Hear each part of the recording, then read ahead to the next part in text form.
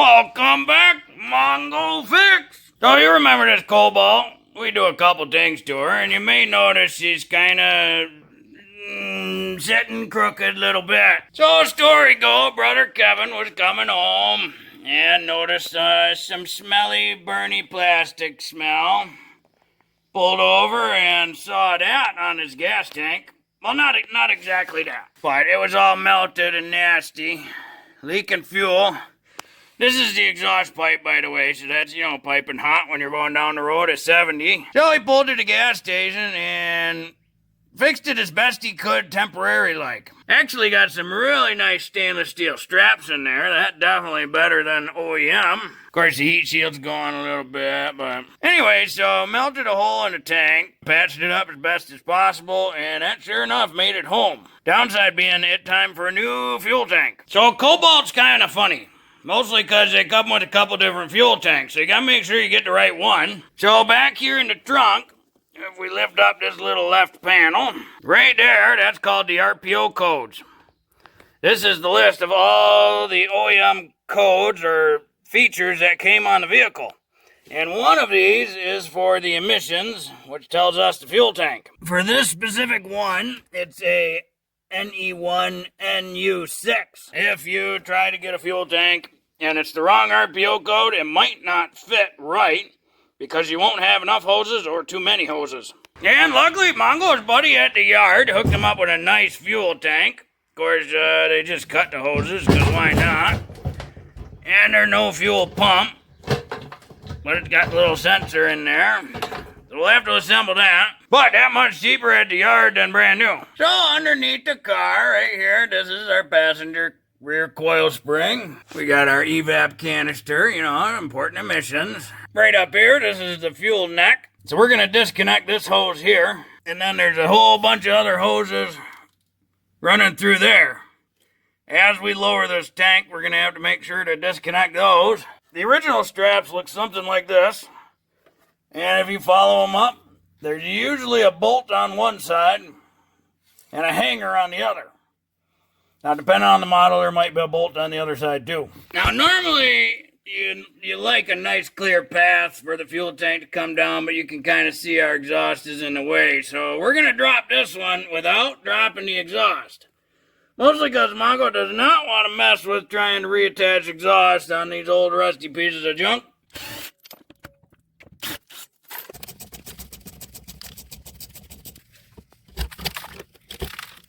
I'm gonna try from this one because the other one's a bit crusty.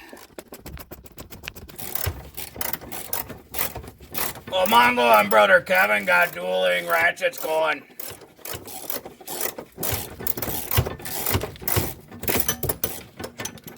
Oh, Mongo lose. Public service safety announcement, whatever they call it. Don't get fuel in your eyes. So now that we got the tank kind of dangling a bit, not all the way down, we got to start disconnecting. So right here we have a wire harness for the fuel pump and sending unit, and it comes up to this little block bulkhead connector. So we'll pull that out of the way. But you'll see these are kind of connected in that connector. So as we drop this tank, there is another connector way up by the sending unit. This was disconnected merely to give us a little extra wiggle room. We got a big hose here that comes to this. Disconnect. This is our evap. These can get to be a bit of a pain in the butt to disconnect. So you gotta push these in, and then it helps just to take like a little pick and pry those little tabs out the way so we can pull this off.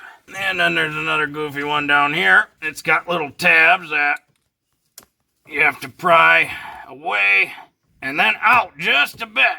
9 times out of 10 you'll break this little plastic lock, so you gotta be real careful. Luckily Mongo does this all the time, so it doesn't break as many as most, but still, sometimes they break. So just be aware. Those little things, they break super easy. Just do a little oil, WD or penetrating oil or something. Let it wiggle around in that connector. Oh, you got all that one. Now up there we can see our sending unit. It all happened rather quickly. We had to undo this little clamp that held the hoses and whatnot in place. And then that filler neck, she slid right off. And now the tank is half on the ground. Up there is our sending unit. Oh, and there's no clippy there. So we'll have to do this the hard way. So Mongo was hoping there was some connectors on the fuel line that we could disconnect from here, and then an electrical connector, but there's not. So inside of this is the fuel pump and whatnot, the sending unit. So we're gonna have to get this open, this metal ring. It's gotta get turned. You can kind of see where there's a gap in the ring. It's gotta get turned towards that gap, so this ring will then pop up. Then we can lift this whole plate up and disconnect from inside there. So you need some sort of like flathead type device and a hammer. And it'll pop up just like that. And this is where it smells like fuel super strong. Cobalt did this great thing where they put the disconnect lines on the inside. So these are them. These little tabs. They're 180 from each other. There's two of them. So we gotta kind of push them in. Just about all other cars, they're outside the sending unit.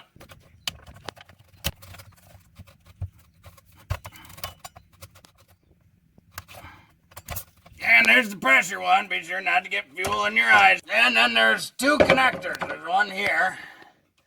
You can see it's got just a little tab in it. Then there's one further in the tank that you gotta get. A little harder to get that one. That red connector down there is the fuel pump. It's got the same style connector as the other electrical, so you get the pick inside the top there. Push it down and that connector pops right out. And now we can siphon out some fuel, drain this tank, and get the other tank in. A couple different ways you can siphon a tank. This one we got just the hose tucked underneath the sending unit there. You dip the whole hose inside, cover the end with your thumb, bring it out, get this tank's sitting lower than that tank. Bring it out, let go of your thumb, and she naturally will siphon all the fuel out of there. Now if you got air, strong enough air, you can put a little hole in there and blow air into the hose that way, and it will naturally siphon as well. You can use a jiggler. To each their own, pick your favorite. So now the difficult part is we got to transfer this piece, this red pump, and these things into the new tank. And of course, Cobalts are really nice that they aren't easy to just release everything. So you can kind of just barely see down here. This is a little gap. So this device will turn to the left a little bit, and the tab will slide through there. You can kind of see it here. So the motor will turn to the left a little bit, and then this tab that's sticking up, that tab, will slide through this hole once it aligns. Well, that's what the octopus looks like when it comes out. Oh, that upside down, kind of. Set something like that inside there. No, there's a little rubber seal down there, another filter over here. This looks like your pressure regulator, some sort of accumulator thing, your fuel pump. This has a tab on it, and there's a rubber seal below it. They have alignment little marks in them. Now we just got to slide it all back in the reverse order. So this big canister, that's that tab, so it'll slide in. And then you'll twist it to the right. Same with this fuel pump. It'll slide in, you'll twist it to the right, and then this will just slide straight down into its groove. It's got a little lock that you just pushed in to release it. So we got the motor hooked back up, the electrical connector. Now we'll do the other one. The level sensor. Luckily, one hose is bigger than the other, so they only go one way. Now make sure you got your O-ring in place and it's seated all the way around. There's an arrow on here on the tank. That tells you where this flat spot goes for the alignment ring. So it goes towards the arrow, or the arrow points at that. And then we will align our ring And then use the hammer to hammer that back into place. There we go, that's all the way in. Well, we get the fuel neck put back in. Tightened up both of them. Even though we never took this fuel line down, we'll put the clip back in and we'll reconnect this hose. Be sure to put your hose and cable and whatnot through the little hold down. Unfortunately, this hold down was broken, but you got to get them in there so you have the right clearance and everything. For the straps, put all the straps back in. This one, just to make it a little tougher, put some more stainless steel banding on it. And the last thing here is to just plug in our electrical. And Brother Kevin decided to spare no expense for a new heat shield. It's perfect. That stainless steel banding, that should last a good long time. If you don't remember, that's that jack we fixed. It's working great still. And it's only slightly sketchy to drop it. But the jack's good. Well, we were filling her with fuel there, and she sprung a leak. A little further investigation. There's just a little hole right there. Probably when Mongo was trying to loosen this up, that filler neck's just way too rusty. So, gonna see about a new filler neck. Well, a couple days later, Brother Kevin ordered one of these new filler neck thingies from the Electronic Bay people on the interwebs. All metal. Again, when you order, be sure to note if you're doing, if you got the California emissions or not. So have your RPO code ready. So they say this one fit. So underneath the gas cap, I'll get this guy out the way so we can see. And there's one Torx bit. And the other Torx bit. Well, these are T30 Torx bits. They can get pretty rusty, so you might need a little ugga-dugga. We already got this clamp off, but we'll have to get this little vent off as well. When we follow the main tube up, there's a little bracket right here. 10mm bolt there. Get this out, we're gonna have to take the wheel off here. 19mm on the old pink ugga-dugga. Always use a torque pattern. And we gotta get this inner wheel well liner off. So all these little clips gotta come out. Let's just stick in one side, give it a little wiggle. Stick in the other side. And then it pops up like that. Then you can pull the whole clip out. It's just a little easier to get that whole inner wheel well liner out. And there's a little 10mm that goes up there. Sits on that little stud right there. But now we can see the filler neck real easy. There's that goofy little bend, and then this is just a plastic vent. It literally sticks right up. And it's open on one end, because, you know, that's how California emission version works. You want to make sure all of the fumes just go up into the air. Why not? Well, after fighting that little end for a while, she finally come off after, you know, being broke and then bent. And that end was all sorts in rough shape. Looking at her close, there's a ton of holes in there. Pretty good thing we get a new one. And then, good idea to be sure to transfer these rubbers in there with the zip ties. All you gotta do is cut those and then reattach the rubbers up there with new zip ties. The body subframe area kind of rests right there, so you'll get a little rub if you don't. Just to make extra sure, Brother Kevin put a little bit of special green dope on there.